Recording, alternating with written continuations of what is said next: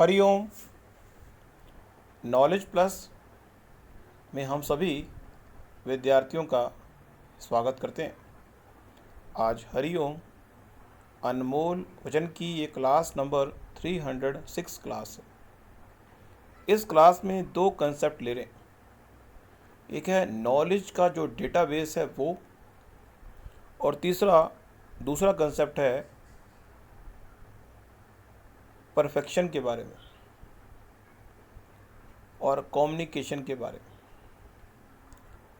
जैसा कि हम अपनी हर टॉक में ये प्रेरित करने का, मोटिवेट करने का प्रयास करते हैं कि जीवन के जिस उद्देश्य को प्राप्त करने के लिए आप बेताब हैं, यदि आपने उसको डिफ़ाइन किया हुआ है, उसके पाथवे को डिफ़ाइन किया हुआ है, कैसे उसको प्राप्त करना है ये भी डिफ़ाइन किया हुआ है, और कब आपने उसको प्राप्त करना है ये भी डिफ़ाइन किया है, तो निश्चित रूप से हमारी टॉक आपके लिए उपयोगी है। आप सुनते रहें। यहाँ पे हम बताने का प्रयास करें कि इस संसार में जो नॉलेज है, नॉलेज का डेटाबेस आपका तब बढ़ेगा, और वो नॉलेज का जो डेटाबेस है इस संसार के पूरे लोगों को 5 कैटेगरी में हमने डिवाइड कर दिया। कि कई बार लोग जो है नॉलेज तालाब की तरह इकट्ठा करना चाहते हैं। अब तालाब के अंदर अगर नॉलेज इकट्ठी कर ली, यदि आपने नॉलेज इकट्ठी कर ली तालाब की तरह, तो उससे होगा क्या कि तालाब जब खत्म होगा तो नॉलेज भी खत्म होगी। आपने नॉलेज इकट्ठी कर ली नहर की तरह, तो उसमें क्या है कि नहर अक्सर नदी से या समुंदर से या फिर किसी झील से जुड़ी होती है। तो उसमें क्या होता है कि एक स्पेसिफिक टाइम तक नॉलेज आपके पास आएगी और आगे उसको वितरित करेंगे। तीसरा पॉइंट है कि यदि आप नदी की तरह या हम कहें झील की तरह, झील जो है और तालाब में कोई डिफरेंस नहीं है।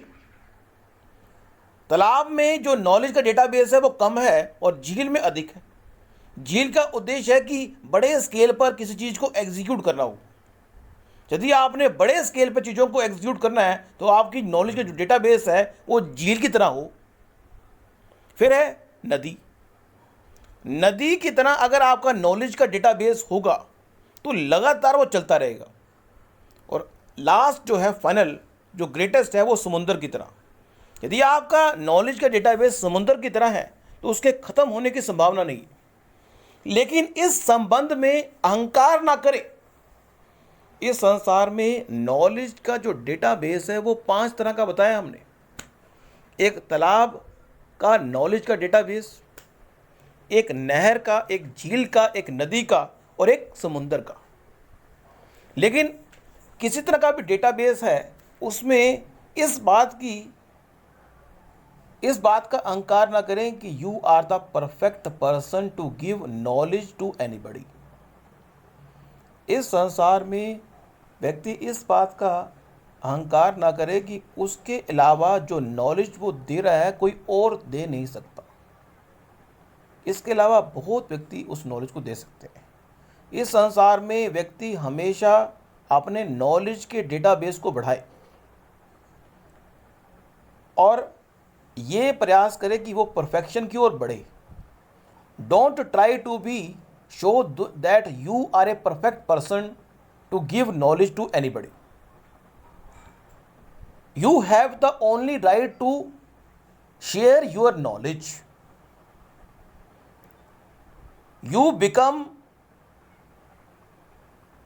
आप नॉलेज को अगर शेयर करेंगे तो क्या होगा?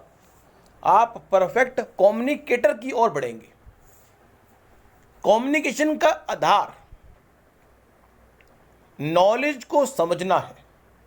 यदि आपने नॉलेज को समझ लिया तो आप परफेक्ट कम्युनिकेटर बनोगे। परफेक्ट कम्युनिकेटर का मतलब है कि आप अपनी बात को कन्वे करते हैं, चाहे हिंदी हो चाहे इंग्लिश हो। तो यहाँ पे ये एक पॉइंट तो दिया हमने, लेकिन इसको थोड़ा एक्सप्लेन कर रहे हैं। वो कि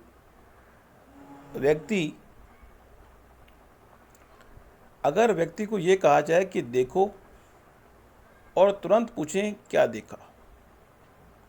अगर व्यक्ति को कहा जाए इस मूवी क्लिप को देखो और बताओ कि क्या देखा। अगर हम ये कहें कि सुनो और फिर पूछें क्या सुना, ये फॉर्मूला बड़ा गजब का है, क्योंकि इस फॉर्मूले में आपने कहा कि देखो और बताओ क्या देखा, फिर आपने कहा सुनो और बताओ क्या सुना, फिर आपने कहा ये क्लिप देखो और बताओ कि क्या क्लिप देखी। सेम इसी तरह से यदि हमारे जीवन में एक टीचर, एक गुरु, टीचर में और गुरु में क्या डिफरेंस है, टीचर में, गुरु में और एक एंकर में क्या डिफरेंस होता है।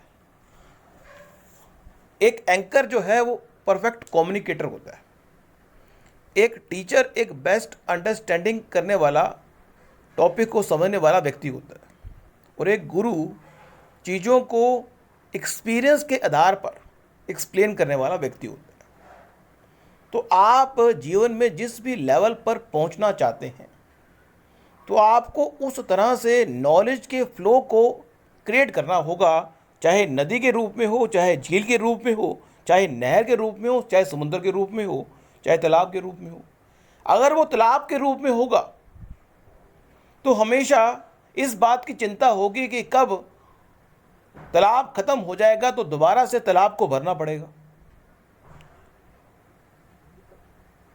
यदि नहर के रूप में होगा तो हमेशा सहारा लेना होगा नदी का या झील का। यदि नदी के रूप में होगा तो वो सहारा लेना पड़ेगा समुद्र का। लेकिन इस संसार में नॉलेज को बढ़ाने के लिए किसी न किसी के सहारे की आवश्यकता होती है।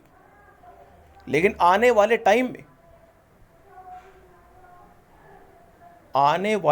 में हम आपको बताएंगे कि किस तरह से नॉलेज का डेटाबेस बढ़ाने का इंटरनली आपकी बॉडी के अंदर ही ऐसा सिस्टम है जिससे कि नॉलेज के डेटाबेस को आप बिल्डअप कर सकते हैं।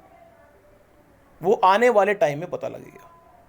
तो आज की इस टॉक में हमने ये एक विचार व्यक्त किया कि अपने नॉलेज के डेटाबेस को इस तरह से बढ़ाते रहें ताकि वो बढ़ता रहे, और आपका जो इंटरेस्ट है वो तय करेगा कि आप एंकर की तरह नॉलेज को बढ़ाएंगे, आपका इंटरेस्ट तय करेगा कि आप टीचर की तरह नॉलेज को बढ़ाएंगे, आपका इंटरेस्ट तय करेगा कि आप एक गुरु की तरह अपनी अंडरस्टैंडिंग पावर को बढ़ाएंगे। जो आपका डोमेन है, जो आपका हैबिट है, जो आपकी रूटीन है, वो तय करेगी कि आप किस तरह से अपने नॉलेज के डेटाबेस को बढ़ाएंगे। जैसा कि हमने एग्जांपल दिया, अगर 24 के 24 घंटे व्यक्ति को यह कहा जाए कि देखो और बताओ क्या देखा, सुनो और बताओ कि क्या सुना, तो उस स्थिति में क्या है कि उसका नॉलेज का डेटाबेस फटाफट कम्युनिकेशन के लेवल पर फ्लो कर रहा होगा। लेकिन अगर उसको यह कहा जाए कि देखो और समझाओ कि क्या देखा, तो उसका जो डेटाबेस है वो अंडरस्टैंडिंग के लेवल पे फ्लो करेगा। और अगर उसको कहा जाए कि देखो, कम्युनिकेट करो, समझाओ और ये करके भी दिखाओ, तो उसका डेटाबेस एक्सपीरियंस के पॉइंट पे होगा। Thank you so much for listening and always supporting Hariom knowledge plus.